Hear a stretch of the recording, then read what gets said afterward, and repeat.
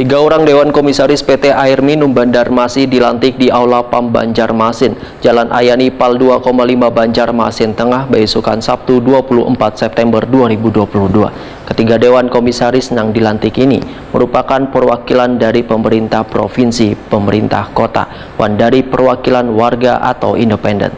Tiga Dewan Komisaris ini pun diminta segera menjalankan tugasnya dengan baik dalam peningkatan pelayanan.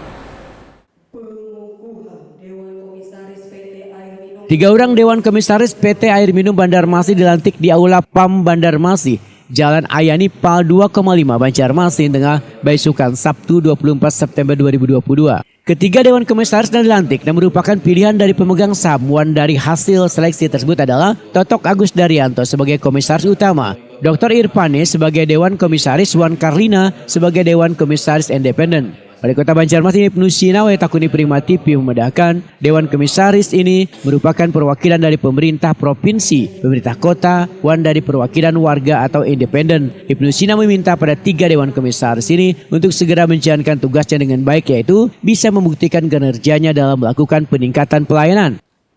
Untuk tiga orang Dewan Komisaris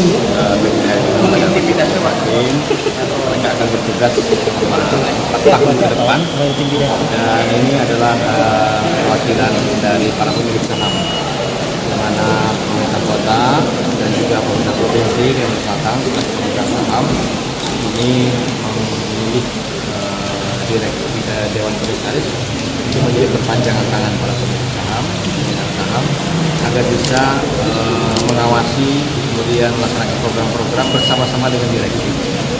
Jadi mereka nanti punya kewajiban untuk melaporkan progresnya, termasuk ke agenda-agenda PAM Banjarmasin ke depan, supaya kinerja lebih baik, dan kami juga sudah mengharapkan dari direksi ini bisa bekerja lebih baik dengan bisnis plan yang sudah disepakati.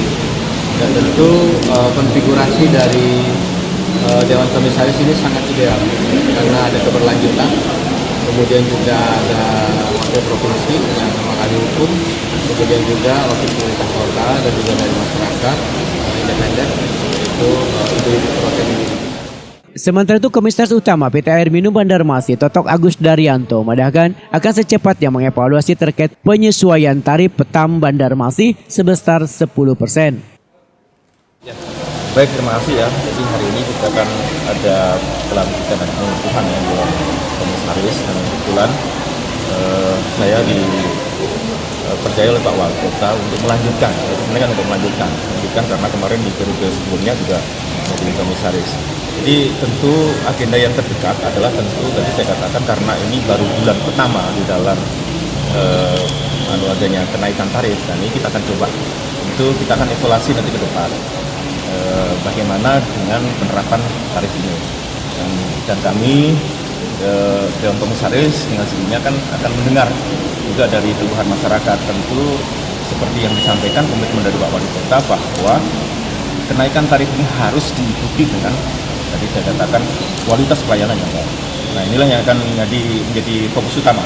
Nah, terus yang kedua, kami mau mencoba nanti mencari celah-celah atau peluang-peluang baru di dalam pembiayaan dalam corporate ini. Jadi tidak hanya tergantung kepada dari dana APBD, tetapi kita akan coba dari peluang-peluang bagaimana dana-dana yang kalau bisa yang terutama adalah dari pusat atau dari provinsi, karena juga provinsi juga sudah tetap sebagai salah satu pemegang saham, dan itu sangat dimungkinkan mereka juga mempunyai, tadi saya menambah dari penyertaan modal.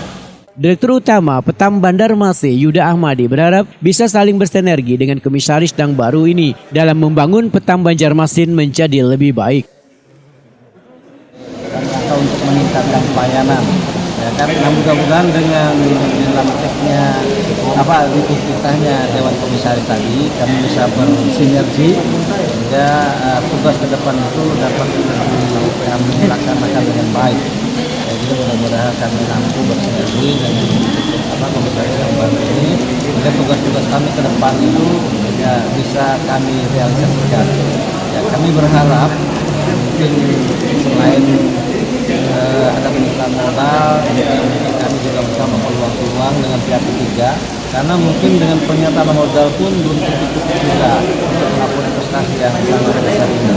Nah, kami juga harus mensiasati bagaimana caranya untuk mendapatkan peluang-peluang lain dalam rangka pengembangan infrastruktur itu, termasuk juga yang sekarang ini kami juga baru saja menaikkan tarif. Nah, itu semua dalam rangka untuk perbaikan